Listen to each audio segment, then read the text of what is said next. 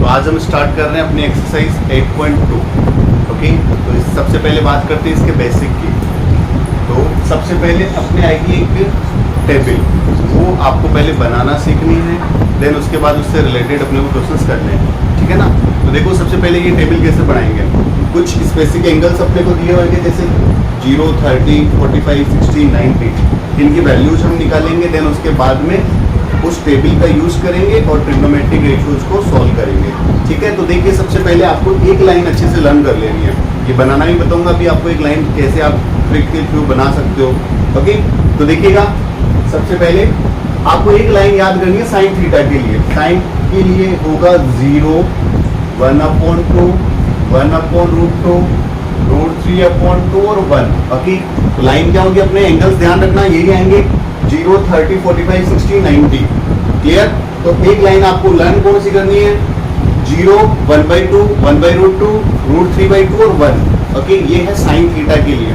फिर cos theta के लिए जब आपने ये डायरेक्ट रेशियो बना लिया तो आपको डायरेक्ट इधर से राइट करना है। देखो जो आपने लाइन राइट की है उसको इधर से राइट कर दो, 1√3/2, 1/√2, अब आएगा ये 1/2 और लास्ट क्या आ जाएगा 0। ओके, अब इसी प्रकार टेन थीटा, तो हमने टेन थीटा के लिए फॉर्मूला पढ़ा था लास्ट एक्सरसाइज में। क्या होता है, sine theta upon cos theta, ये होता है ना। तो देखिएगा साइन अपॉन कॉस, तो क्या करोगे आप, डिवाइड। 0 में किसी भी नंबर का डिवाइड करते हैं तो कितना आता है 0। अब जब आप इन दोनों का डिवाइड कर रहे हो, ध्यान से देखो इधर, जब आप इन दोनों का डिवाइड कर रहे हो तो 2 से 2 क्या हो जाएगा, कैंसिल।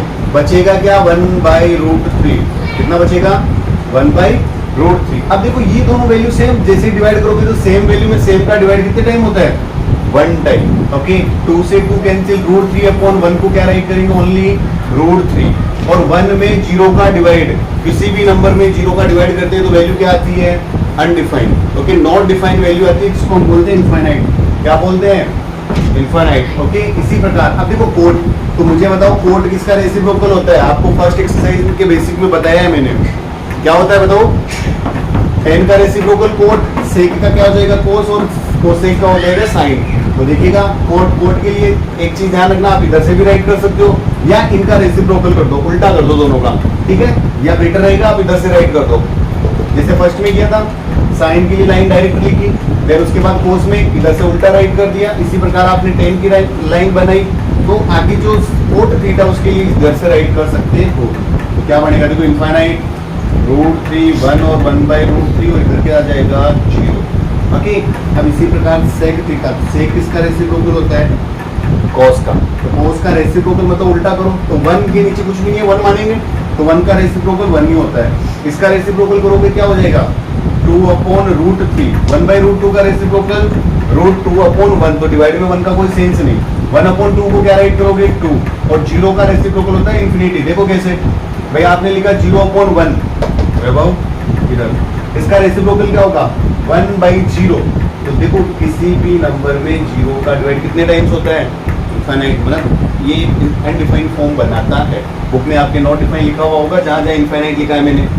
ओके, अब देखो जी आपका कोसेक, तो कोसेक के लिए या तो आप इधर से राइट कर दो, या जो साइन है साइन का क्या कर दो, रेसिप्रोकल, जैसा आपको बेटर लगे। तो मैं इधर से राइट कर देता हूँ, क्या बनेगा, इनफाइनाइट 2√3, सॉरी √2, 2/√3 और कितना बन जाएगा 1। इस टाइप से आपको ये टेबल बनानी है। तो सबको टेबल बनानी आनी चाहिए, क्योंकि इससे रिलेटेड आपके लगभग 3 नंबर के क्वेश्चंस आते हैं। तो इस चीज़ का विशेष ध्यान रखा जाए, टेबल बनानी आनी चाहिए, क्योंकि आगे जो मैथ लेने वाले बच्चे हैं 11th 12th में, वो इस टेबल को आगे तक बनाएंगे तो वहाँ भी बहुत ज़्यादा यूज आएगी। और इनके जो बीच की वैल्यू अभी अपने पास में नहीं है, जैसे 75 नहीं है, इधर 15 नहीं है, उन वैल्यूज को भी हम निकाल लेंगे। लेकिन 10th में केवल बेसिक है, ज़्यादा आपके जो भी लार्जर एंगल या नेगेटिव एंगल्स है उनके लिए उनका यूज आपकी 10th क्लास में नहीं है, ठीक है ना। तो सबसे पहली बात तो ये कि आपको ये टेबल बनानी आनी चाहिए। इसके लिए आपके सबसे इंपॉर्टेंट है ये वाली लाइन, साइन थीटा वाली। दूसरी बात, मैंने जब एक्सरसाइज स्टार्ट की थी और बेसिक लिखवाया था, उस टाइम भी मैंने आपको बोला था कि ये जो रेशियोज है वो सारे के सारे आपको सीक्वेंस में लर्न होने चाहिए, जिससे फॉर्मूले बनाना आसान हो जाता है। क्लियर। देखो जैसे क्या होना चाहिए, sine cos tan, cot sec cosec, एक चीज ध्यान रखना, साइन और कोस एक दूसरे का कॉम्प्लीमेंट होता है, ऐसे टेन कोट होता है और सेक और कोसेक होता है। कॉम्प्लीमेंट मतलब दोनों एंगल्स का सम कितना होना चाहिए, 90। जहां जहां सम 90 हो रहा है ना, वहां वहां इनकी वैल्यू सेम हो रही है। जैसे मान लो मैंने साइन लिया 30 का, तो कोस कितना होना चाहिए कॉम्प्लीमेंट के लिए, 60। 30 प्लस 60 कितना होता है, 90। देख लो, साइन का तो 30 और कोस का 60 दोनों सेम है या नहीं है, अरे है या नहीं है। 90 भी देख लो, सेम है या नहीं है, 0 प्लस 90, ऐसे 0 प्लस 90, 30 प्लस 60 और ये 45 प्लस 45। तो कॉम्प्लीमेंट का मतलब अगर आप किसी एंगल का कॉम्प्लीमेंट निकाल रहे हो, उस कंडीशन में दोनों की वैल्यू सेम है आएगी। कौन कौन होता है, साइन कोस, टेन कोट और सेक कोसेक। और रेसिप्रोकल कौन किसका होता है, साइन का रेसिप्रोकल होता है कोसेक, कोस का क्या होता है सेक और टेन का क्या होता है कोट। तो इस टाइप से आपको ये टेबल बनानी आनी चाहिए। अब देखो एक ट्रिक बताता हूँ तुम्हें, ये फर्स्ट लाइन भी बनाने के लिए भाई 0 से 90 तक के लिए ये स्पेसिफिक एंगल्स हैं जिनके लिए अपने पास में डिफाइन वैल्यूज है, वो आपको अच्छे से लर्न करने हैं, 0, 30, 45, 60 और 90। तो एक चीज ध्यान रखना, अपने यहाँ नंबर कहाँ से कहाँ तक चल रहे हैं, मतलब कितने कॉलम है, 1 2 3 4 5 कॉलम है ना। आपको 0 से काउंटिंग स्टार्ट करनी है, मतलब होल नंबर राइट करना है। तो 0 1 2 3 4 कर दिया राइट। अब आप क्या करो, देखो मैक्सिमम वैल्यू कितनी है 4, ठीक है ना। तो 4 का क्या कर दो सब में डिवाइड, 4 का क्या कर दो सब में डिवाइड और इनका ले लो स्क्वायर रूट। जैसे ही आपने स्क्वायर रूट लिया, ऊपर देखो ये वैल्यूज आ चुकी है। 0 में 4 का डिवाइड 0, ठीक है ना। तो 0 का स्क्वायर रूट कितना होता है, 0 ही होता है। इधर 1/4, तो 1 का स्क्वायर रूट 1 होता है। 4 का स्क्वायर रूट कितना होता है 2। देख लो बन गई ना वैल्यू ऊपर। ऐसे ये देखो काटोगे आप, पहले इसको सिंप्लीफाई करोगे तो ये क्या आएगा 1/2। तो 1 का स्क्वायर रूट कितना होता है 1 और √2 किसी का परफेक्ट स्क्वायर नहीं है, तो ये √2 ही रह जाएगा। इसी प्रकार √3 एज इट इज, और 4 किसका स्क्वायर रूट होता है 2 का, तो ये देखो 2 आ चुका है। 4 से 4 कटा 1 टाइम, तो 1 का स्क्वायर रूट कितना होता है 1 ही होता है। तो या तो एक लाइन आप लर्न कर लो या फिर इस टाइप से आप बनाना सीख सकते हो, ठीक है। तो सबसे पहले आपको ये टेबल राइट करने हैं, देन उसके बाद हम इससे रिलेटेड क्वेश्चंस करेंगे, ओके। इसको पता है यहाँ कूलर है। अच्छा वो बोलने बंद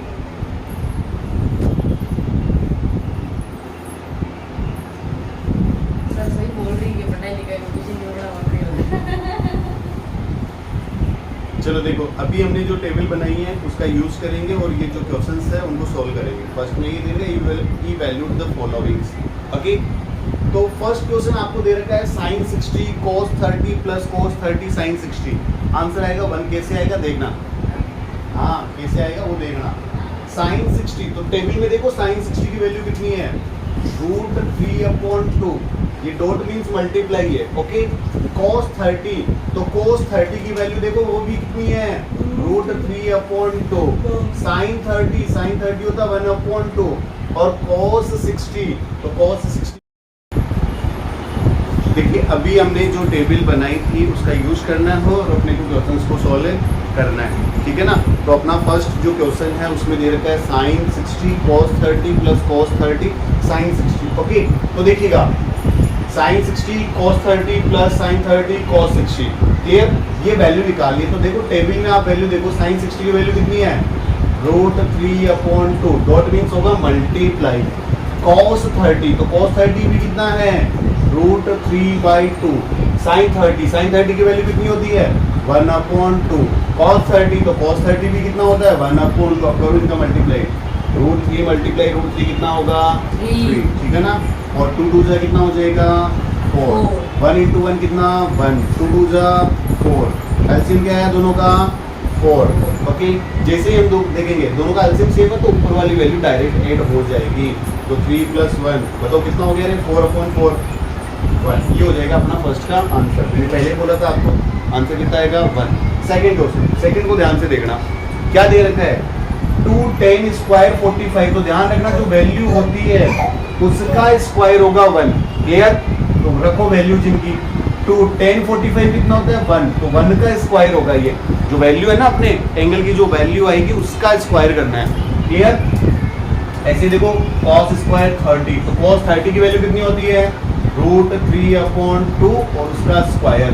साइन स्क्वायर 60, बताओ साइन स्क्वायर 60 की वैल्यू कितनी होती है? √3/2 का स्क्वायर। इस चीज को ध्यान से देखो, क्या ये दोनों सेम है क्या? अरे है क्या?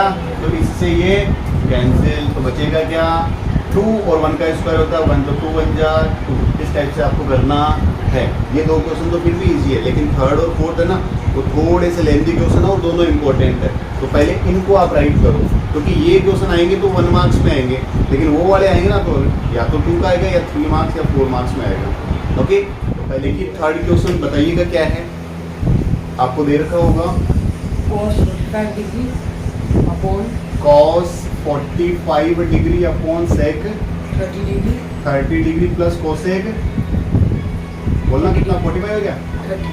cosec 30। अच्छा चलो देखो, क्वेश्चन इंपॉर्टेंट है, मैं फिर बता रहा हूँ, एग्जाम में आने के पूरे चांसेस है इसके। ओके देखिएगा, cos 45 सबसे पहले आप जो वैल्यूज जानते हो इनकी वो राइट करो। तो cos 45 कितना होता है? 1/√2। इसी प्रकार sec 30 कितना होता है? बताओ sec 30 2/√3। टेबल में देखो अच्छे से, cosec 30 होता है 2। तो इनके लिए मैं यहाँ क्या राइट कर सकता हूँ? डिवाइड में 1। ओके अब देखो जी, इधर 1/√2, नीचे वालों का एलसीएम क्या आएगा? इधर इधर इधर लिखने का काम बाद में कर लेना। एलसीएम किसका आएगा? एलसीएम किसका आ रहा है? √3। भाई √3 और 1 का एलसीएम कितना होता है? √3। अब एक चीज ध्यान रखना, मैं देखो कैसे राइट कर रहा हूँ इनको, मैं इसका मल्टीप्लाई इससे कर रहा हूँ।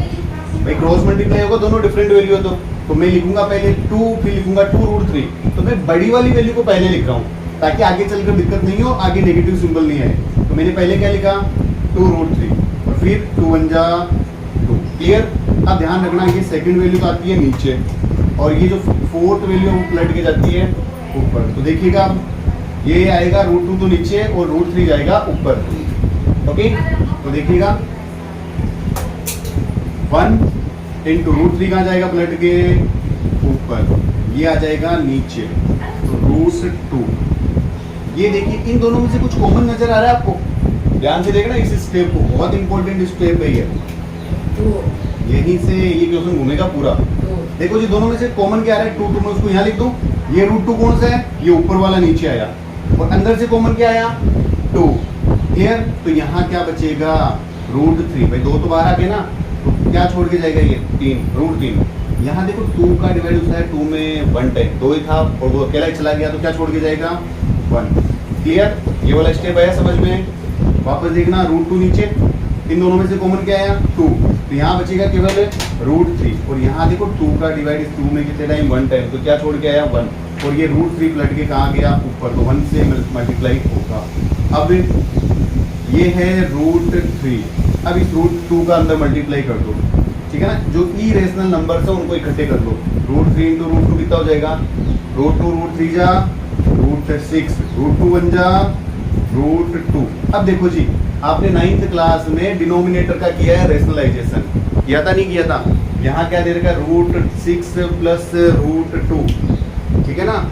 ध्यान रखना, जब भी आप ट्रिग्नोमेट्रिक रेशियो सोल्व करो या आइडेंटिटी सोल्व करो, कभी भी डिनोमिनेटर में या कोई भी कैलकुलेशन करो XYZ, ठीक है ना, डिवाइड में रूट में इरेशनल नंबर नहीं छोड़ते हम, उसका क्या करते हैं हम? रेशनलाइजेशन। तो किसका करेंगे? यहाँ प्लस है तो माइनस वाले का, माइनस होता तो प्लस वाले का, ठीक है ना, ताकि नीचे हमेशा बन जाएगी a plus b a minus b. Clear? और रूट कैंसिल हो जाएगा। तो लिखो, देखिए क्या आएगा? ये तो √3/2 √6 प्लस √2, तो इसका कर रहे हैं हम रेशनलाइजेशन।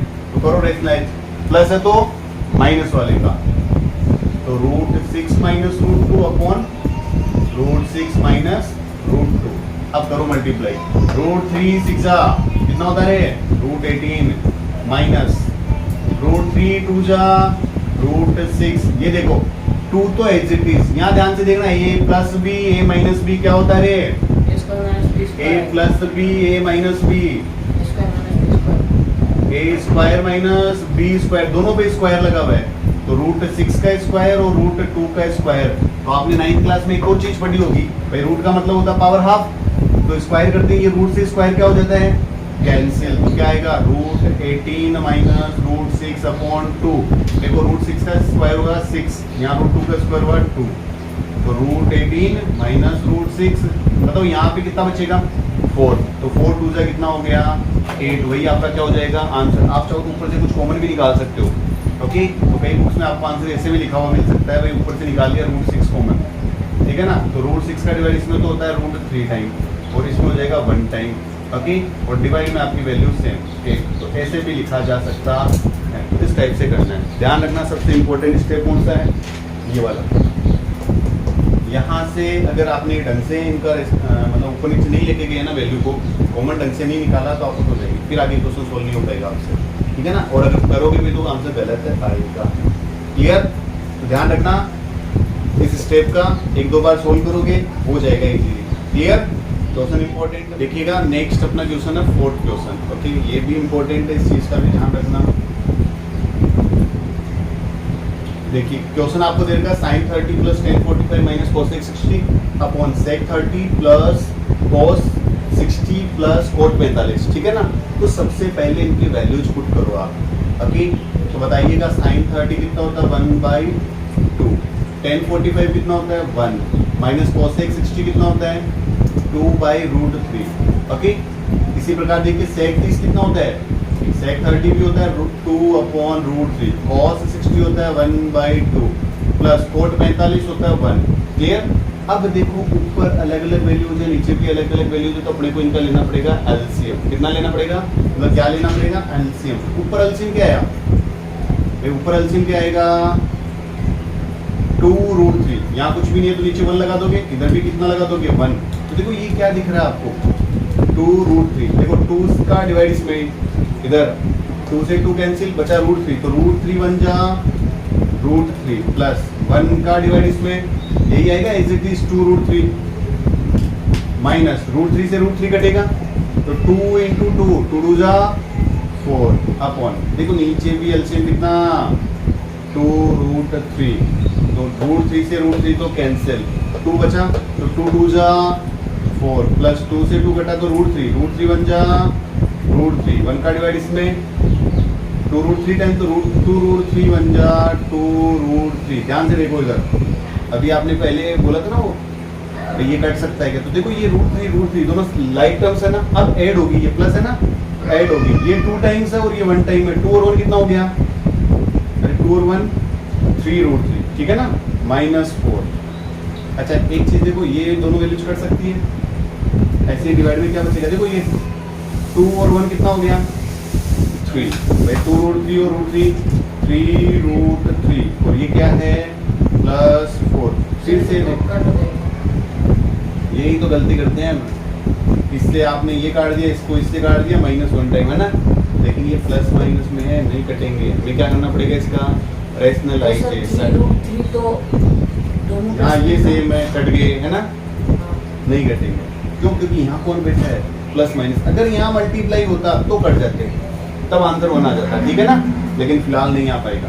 अब हमें क्या करना पड़ेगा, नहीं आएगा तो फिर रूट में वैल्यू आ रही है, रैशनलाइज करेंगे, इसको अलग नहीं कर सकते तो पूरी वैल्यू का रैशनलाइज करेंगे। किसका करेंगे, जो पूरी वैल्यू दिख रही है, प्लस है तो किसका करेंगे, माइनस वाले का। करो देखें, 3√3 -4 अपॉन 3√3 -4, ऊपर देखो देखा कहीं आ रहे सेम वैल्यू आ रही है ना, तो अपन कहीं करनी पड़ेगी को स्क्वायर करो, देखा कहीं उसी, देखो a - b कहीं हुआ है, a - b को होल स्क्वायर, तो करो देखा कहीं उसी, a² plus b² minus 2ab, तो -2 इंटू a की वैल्यू है √3 इंटू 4 अपॉन, जब भी आप रैशनलाइज करना डिवाइड में कहीं बढ़ाएं a प्लस b और a माइनस b, तो कहीं हो जैसी a² माइनस b², ये बनेगा ना हमेशा, अभी लास्ट क्वेश्चन में भी बताया था मैंने आपको। देखो जी √3 का स्क्वायर कितना होता है 3 का स्क्वायर कितना 9, √3 का स्क्वायर 3, तो 9 3 जा कितना होता है, अरे कितना 27। वापस देखो 3 का स्क्वायर 9, √3 का स्क्वायर 3, तो 9 3 जा 27, 4 का स्क्वायर कितना 16 माइनस 2 3 जा 6, 6 4 जा 24, और ये √3 अलग रहेगा मल्टीप्लाई में, ठीक है ना। ऐसे ही नीचे देखो, ये दोनों सेम ही वैल्यू है ना, तो इसकी वैल्यू कितनी आएगी 27, तो ये भी कितना होगा 27 माइनस 4 का स्क्वायर 16। बताओ देखिए 27 प्लस 16 कितना 43 माइनस 24 रूट 3 अपॉन डिवाइड में क्या है 27 माइनस 16। बताओ 27 में से 16 गया तो कितना बचेगा 11। यही क्या हो जाएगा अपना आंसर। कर सकते हो, कोई प्रॉब्लम नहीं है। इसमें भी कहाँ ध्यान रखना है, यहाँ ये वाला स्टेप एलसीएम वगैरह लो तो थोड़ा ध्यान से लेना। फिर आगे रेशनलाइज करना है, रूट में वैल्यू नहीं छोड़ते डिनोमिनेटर में। क्लियर कर लोगे। अगला क्वेश्चन फिफ्थ वाला देखो, साथ में ही बोलना देखे क्या है। मैं थोड़ा सा सिंप्लीफाई कर देता हूँ फिर आप करना। 5 cos square 60 degree 5 cos square 60 plus 4 sec square 30 plus 4 sec square 60 30 क्या हाँ 30 minus 10 square 45 minus 10 square 45 upon sin square 30 sine square 30 plus cos square 30। Plus cos square 30। देखो ये तो बन जाएगा 1। आगे आइडेंटिटी आएगी नेक्स्ट एक्सरसाइज में। Sine square theta plus cos square theta कितना होता है 1। मैंने उधर 7th क्वेश्चन में भी बताया था आपको, 7th या 8th क्वेश्चन में sine square theta plus cos square theta कितना होता है 1। फिर भी कर लेते हैं वैल्यू रख के। देखो जी ये कितना है 5, तो 5 मल्टीप्लाई कोस स्क्वायर 60। कोस 60 की वैल्यू कितनी होती है 1/2। कितनी होती है 1/2 का स्क्वायर 4। सेक 30 की वैल्यू कितनी 2/√3 सेक 30 का स्क्वायर माइनस 1045 तो 1 होता है डिवाइडेड बाय ये हो गया कितना, अरे साइन 30 1/2 का स्क्वायर प्लस कोस 30 √3/2 का स्क्वायर। ध्यान से देखिएगा 5 इंटू ये कितना बनेगा 1/4 1/4 इंटू 5 तो 5/4 बन जाएगा। यहाँ मैं थोड़ा सा शॉर्टकट करूंगा क्योंकि अपने पास स्पेस इतना ही है, ठीक है ना। प्लस 4 ये देखना क्या होगा 2 का स्क्वायर 4 और √3 का स्क्वायर, अरे √3 का स्क्वायर 3 क्योंकि रूट कैंसिल हो जाएगा। देखो 4 जा कितना बना, अरे कितना बना बता दो जल्दी से 16। देखो देखिए 2 का स्क्वायर 4 4 इंटू 4 कितना होता है 16 और √3 का स्क्वायर कितना हुआ 3। ये -1 का स्क्वायर 1। इसी प्रकार देखो डिनोमिनेटर में ये बना 1/4 प्लस √3 का स्क्वायर 3/2 का स्क्वायर 4। क्लियर। अब देखो जी इधर सर वहाँ पे आपने एलसीएम लिया तो एलसीएम नहीं लिया, ये मल्टीप्लाई फोर में वाला। सुनो ये तो 3 को 4 से मल्टीप्लाई करना पड़ेगा ना ये तब एलसीएम ये वाला ये केवल ऊपर वाली वैल्यू से मल्टीप्लाई हुआ, इसके नीचे कुछ भी नहीं है तो 1 है। तो 1 इंटू √3 मतलब 3 कितना हो जाएगा 3 ही रहेगा। देखो इधर कुछ नहीं है, अब हम 1 लगाएंगे। बताओ एलसीएम कितना आएगा 12। ऊपर एलसीएम कितना 12। 4 का डिवाइड 12 में 3 टाइम तो 3 5 जा 15 प्लस 3 का डिवाइड इसमें 4 टाइम तो 16 4 जा 64। 1 का डिवाइड इसमें 12 टाइम तो 12 1 जा 12 माइनस का। ऐसे ही नीचे देखो यहाँ एलसीएम कितना आएगा 4। ओके और ऊपर डायरेक्टली वैल्यूज ऐड हो जाएगी तो 1 प्लस 3, ठीक है ना। ये कितना बना 4 तो 4/4 कट के कितना बन जाएगा भाई 1 बन जाएगा, 0 नहीं 1 डिवाइड में। तो देखिएगा इधर 15 में से 12 गए 3 और 64 कितना हो गया 67 अपॉन कितना 12। इस चीज का ध्यान रखना 3 + 1 4 तो 4